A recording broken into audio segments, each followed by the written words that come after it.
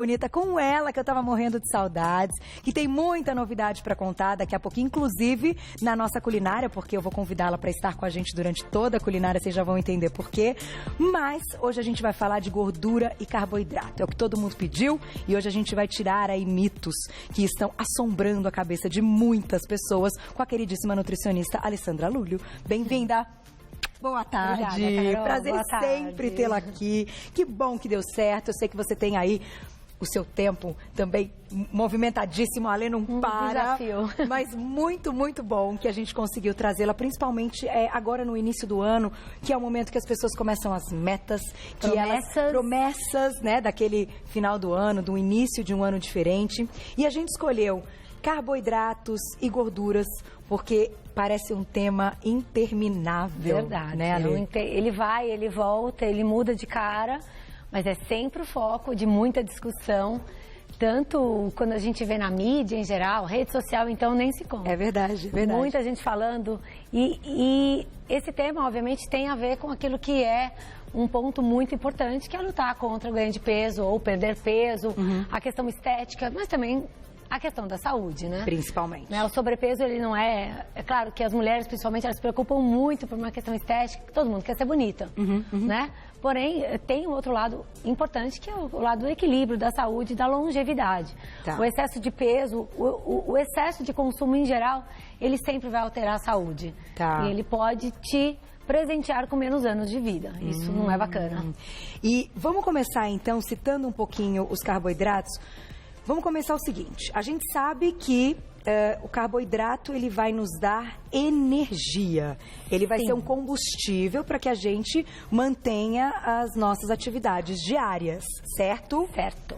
Esse é o papel principal. Por que então, hoje, o carboidrato ele é considerado, até não vou dizer vilão, não vou citar esse termo, porque a gente vai acabar indo para um outro lado, mas considerado algo que a gente tem que ter muita cautela e muita atenção ao ingerir carboidrato? Bom, eu vou contar uma historinha. Eu gosto muito da relação, quando se faz, como exemplo, colocar o carboidrato como combustível, como gasolina, né? Porque realmente é. O nosso organismo, ele é extremamente inteligente e acima de qualquer objetivo que nós tenhamos, de sermos saudáveis, fortes, lindos, rasgados, muitas vezes, o nosso corpo está preocupado em manter a nossa vida. Tá. Então, combustível é fator primordial para a vida. Certo. E o carboidrato, os alimentos, fontes de carboidrato, né, eles vão nos fornecer o principal combustível do nosso organismo, que é a glicose.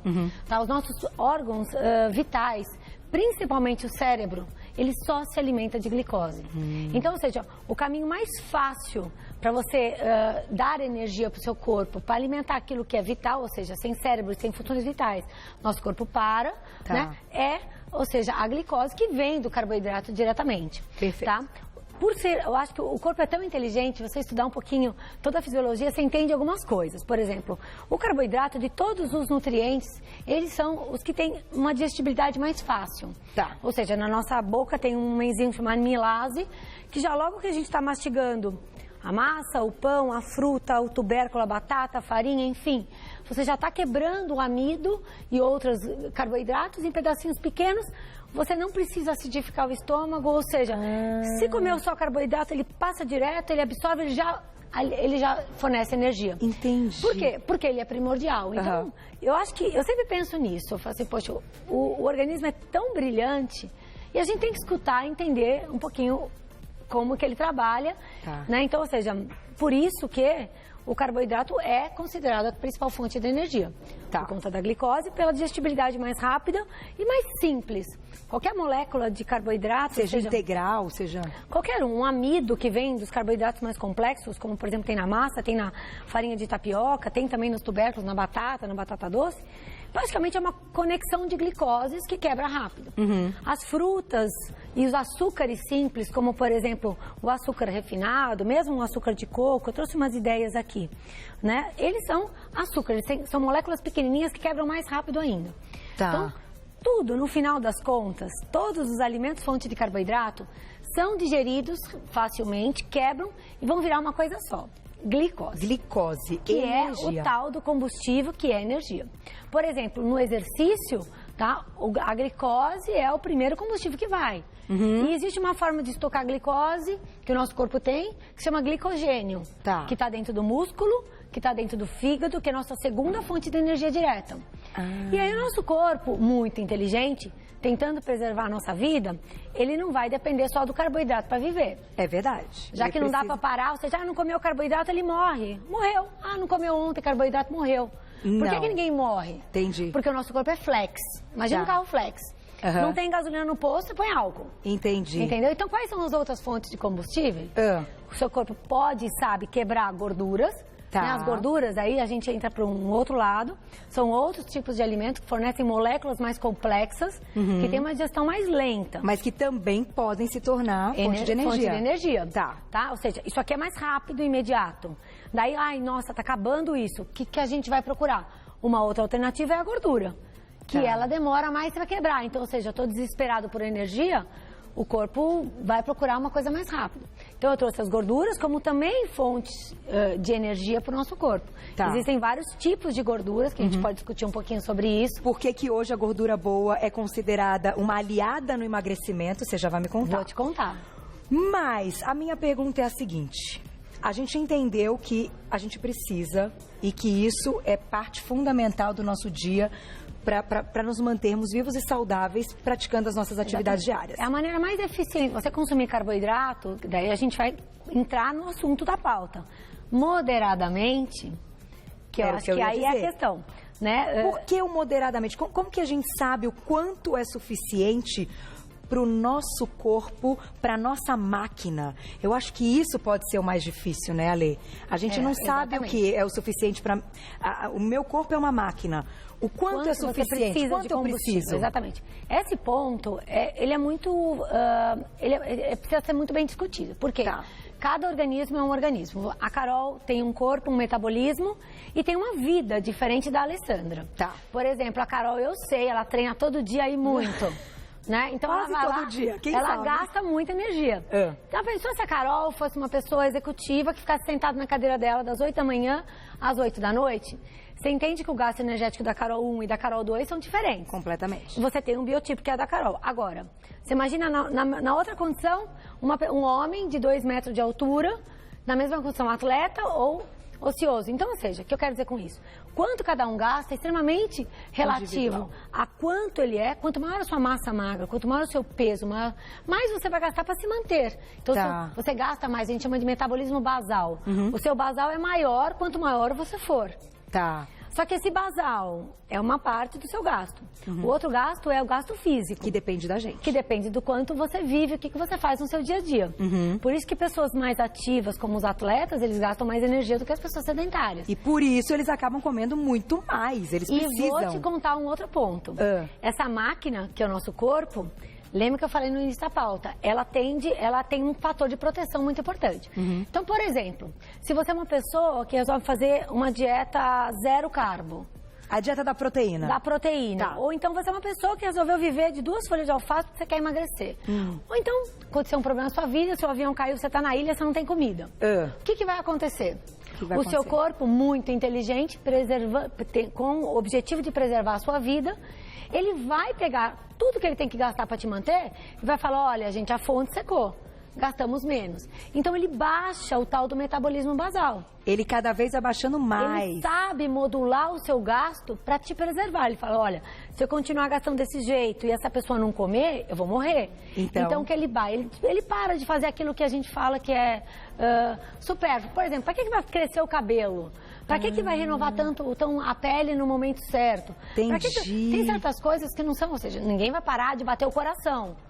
Mas outras coisas ele diminui ou para de fazer. E também diminui o metabolismo, logicamente. E aí a pessoa tá com o metabolismo mais lento. Então, assim, mesmo que lá na conta do metabolismo basal, pela altura, e que se faz pela altura, pelo peso, ela dê lá 1.000 calorias, se essa pessoa estiver numa condição de não fornecimento de energia, ela pode estar gastando 700, 600, 500. Baixíssimo. Então, por isso que as pessoas falam, eu fiz dieta bem restritiva, não comi nada, eu emagreci. Daí, eu engordei tudo de novo.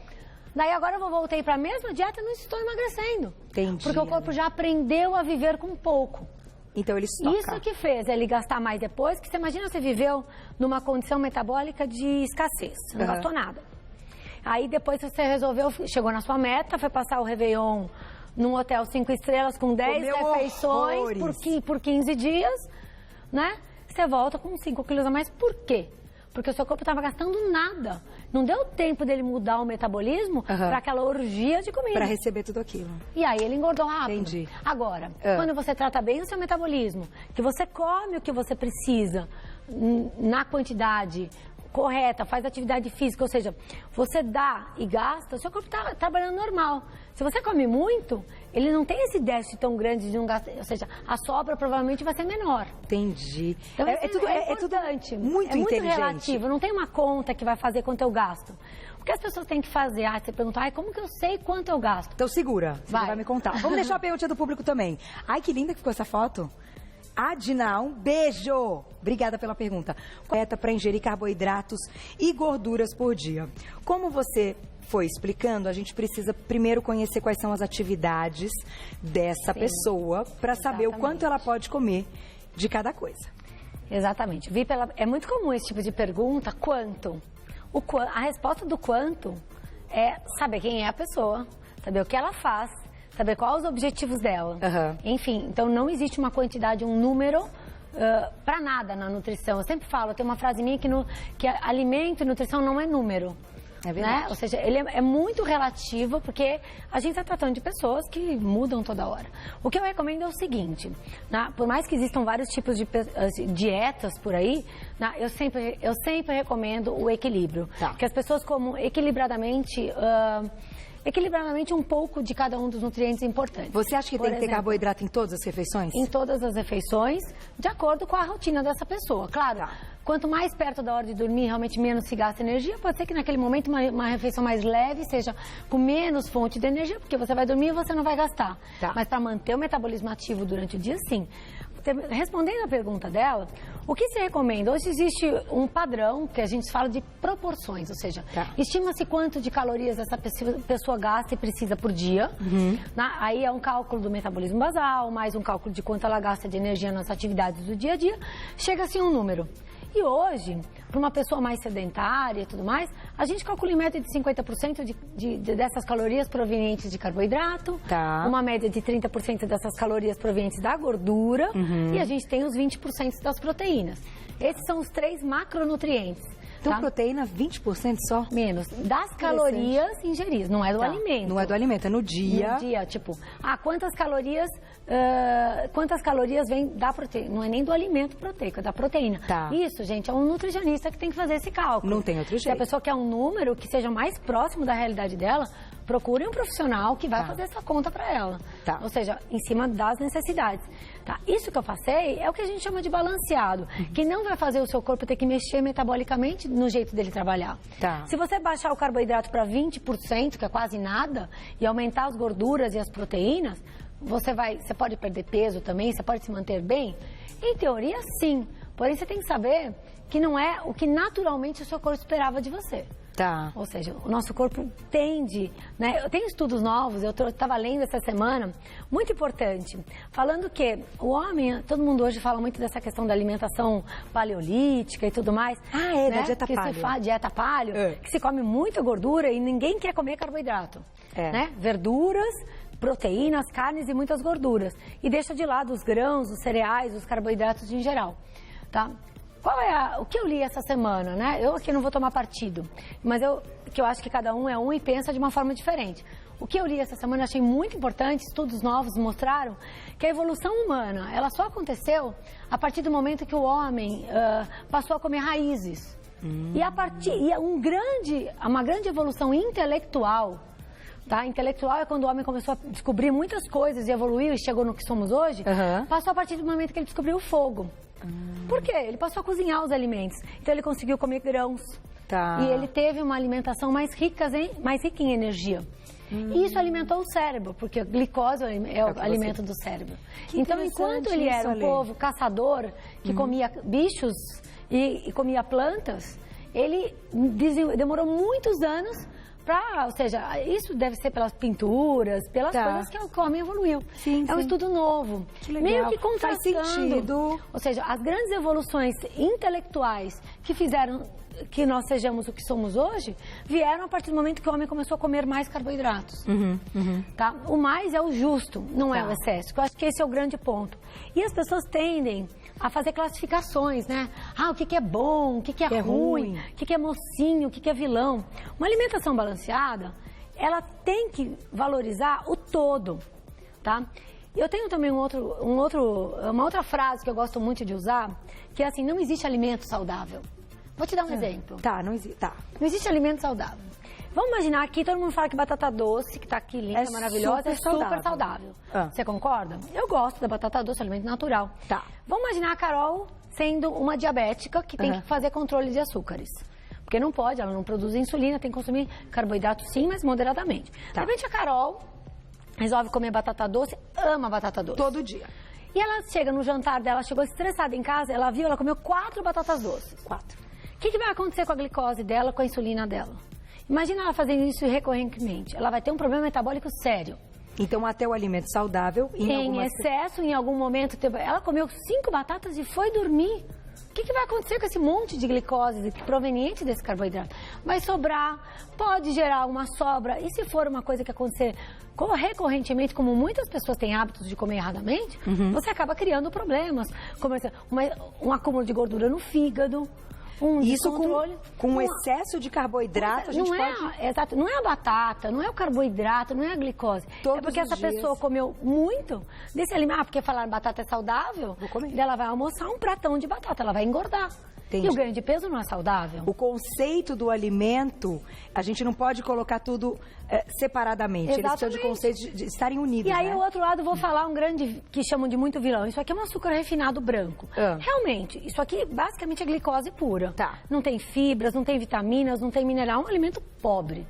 Porém, assim, não pode comer açúcar. Se você for lá e estiver num lugar, você vai pegar e colocar um monte de açúcar? Não. Se você pegar e tomar seu cafezinho, que você não quer consumir um adoçante, com um pouquinho de açúcar no seu dia, dentro de um contexto equilibrado de alimentação, esse açúcar que você consumiu não vai fazer nenhum tipo de problema. Você vai consumir uma colher de chá no meio da manhã, uma colher de chá agora.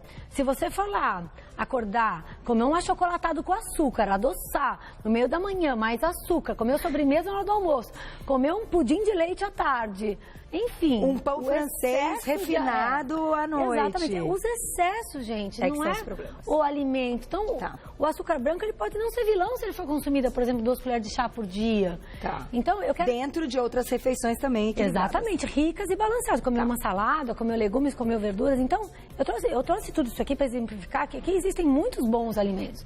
Existem aqueles que, ou seja, a gente sabe, existem gorduras, por exemplo, que são consideradas boas. Vamos falar do abacate, do avocado. Da gordura boa. Vamos fazer o seguinte, perguntinha, pediram pra gente colocar a perguntinha do público. Vamos lá. Vai. Perguntinha da Thaís. Beijo, Thaís. Como baixar o percentual de gordura sem perder massa magra? Essa pergunta é boa. Vamos responder a perguntinha da Thaís agora e em seguida vamos falar das gorduras que participam até do emagrecimento. É engraçado falar isso, né? Poxa, consuma gorduras boas que você pode até emagrecer. Adorei a pergunta dela, porque vai me ajudar a explicar algumas coisas. Diga. Essa pedida de não perder massa magra e perder gordura, teoricamente, é o que todo mundo quer. Porque perder peso com qualidade é realmente diminuir o percentual de gordura, perder gordura, que é o que é excessivo.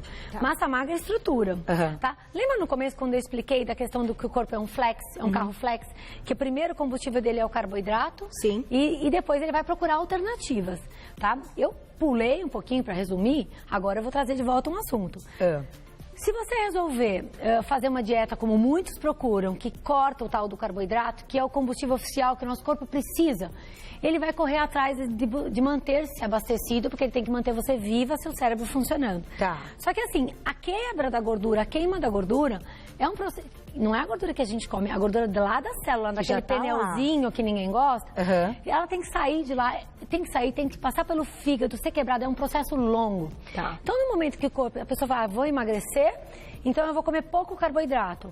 faltou o carboidrato, não dá o tempo de o corpo acessar a gordura, ele procura um combustível mais rápido, que é a proteína. E queima o músculo. 80% da proteína do nosso corpo é massa muscular, é estrutura muscular. Então, existe uma coisa que a gente chama de turnover. Quanto que o corpo quebra e constrói de proteínas ao longo do dia. Então, sabe-se que isso é estudo científico. Quanto menor a taxa de carboidrato consumida, maior a quebra de proteína pelo organismo. Isso sai do músculo.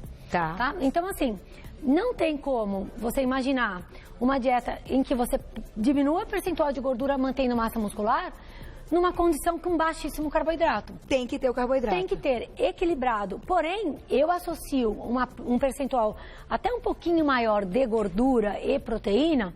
Primeiro porque cada nutriente aqui tem o seu papel no organismo. O carboidrato vai fornecer energia. A gordura, ela além de fornecer energia, mas na presença de carboidrato, ela serve como um combustível metabólico. Ou seja, você vai usar a gordura para fazer enzimas e processos. E até é hormônio, né? Que ela participa da produção testosterona, que fabrica gordura, que fabrica músculo e tudo mais, é o hormônio que induz a fabricação dos músculos, a regeneração muscular, é a base de colesterol e gorduras, né? Ou seja, tem pessoas com percentual baixíssimo de gordura que não fabricam mais hormônios, mulheres que não têm... é seríssimo, param de menstruar. A menorreia, param de menstruar. Então, todos esses desequilíbrios vão causar algum tipo de dano. Então, e outro papel é da proteína. A proteína é a matéria-prima para o nosso corpo fazer o quê? Músculo, pele, cabelo, hormônios, enzimas e tudo. Então, se você quer ganhar massa muscular ou manter sua massa muscular e perder gordura, consuma moderadamente carboidrato. Sempre integral ou pode ter o refinado? Ou seja, depende da sua estratégia. O integral, ele ganha, como eu te disse, tudo isso aqui vai virar glicose. O que é o alimento integral? Por exemplo, isso aqui é uma massa integral, isso aqui é uma massa branca, o pãozinho integral. O alimento integral, ele tem vantagens perante o refinado, que não é a quantidade de calorias, ou seja, para emagrecimento, sinceramente, do ponto de vista energético, é a mesma coisa. É que esse aqui tem mais fibras, vitaminas e minerais, vai te nutrir. Você precisa se manter equilibrado. Seu corpo precisa de nutrientes também para trabalhar. Segundo, que é muito importante, essas fibras vão retardar o esvaziamento gástrico. Eu, particularmente, para esse objetivo, o que eu proponho? Que todas as refeições tenham uma base de carboidrato, principalmente os mais complexos, os mais nutritivos. Uma base de gordura, ou seja, colocar uma castanha, colocar um azeite na comida, colocar um abacate, enfim, gorduras que são monoinsaturadas, poliinsaturadas, são saudáveis, Pode-se consumir gordura saturada sim. Eu trouxe aqui, por exemplo, creme de leite. Eu trouxe aquela batatinha. Uma batatinha. Vou colocar batatinha na minha dieta de emagrecimento? Eu acho uma estratégia errada. Por quê? Porque tem tanta coisa boa, né? Isso aqui vai te dar o quê? Proteína, um monte de gordura, mais um monte de aditivos químicos e coisas que podem atrapalhar o seu metabolismo. Entendi. Então, eu não acho bacana. Eu acho que a gente tem que procurar o equilíbrio, mais nutrientes. Então, enquanto eu como isso, vai 10 gramas dessa gordura e 10 gramas dessa gordura, esse aqui me dá fibras, vitaminas, minerais, fitoquímicos que mexem no metabolismo. Isso aqui está me dando aditivos químicos, está me dando conservantes, coisas que meu corpo vai ter um trabalho e vai sobrecarregar o organismo para limpar essa sujeira desses químicos que tem, além da gordura mais pesada. Enfim, equilíbrio e a gente colocar carboidratos associados a gorduras e proteínas em todas as refeições.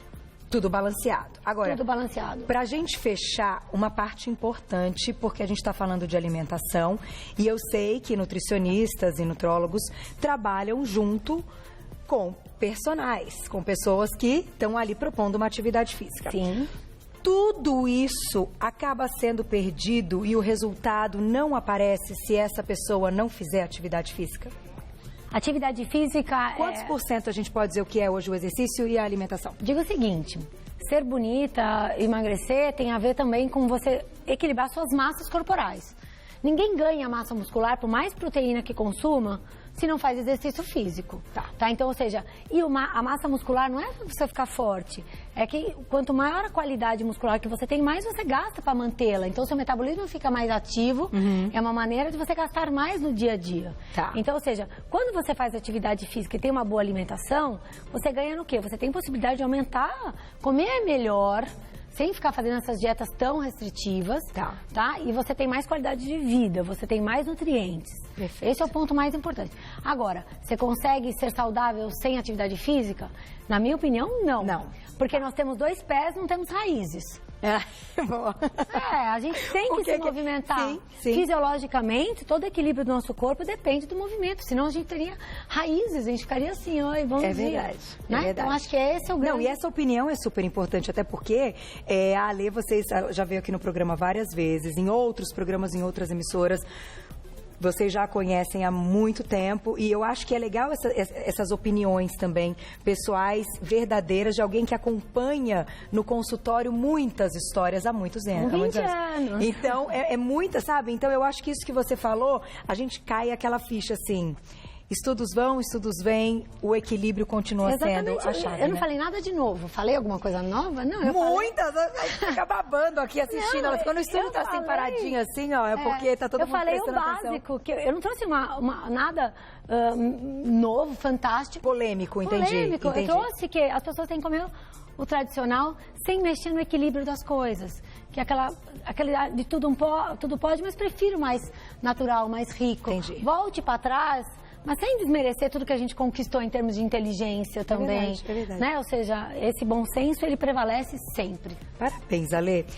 Vou passar para vocês aqui um contato que é o seguinte. A Ale tá no Insta, o seu Insta é o @aleluglio. Luglio, tudo junto, @aleluglio, tudo junto. E eu vou passar um site que vocês já vão entender o que é, porque daqui a pouquinho eu tô do lado de lá, que é o www.ssimplesmente.com.br, que é o seu empreendimento, aí o seu novo momento, né? É um sonho.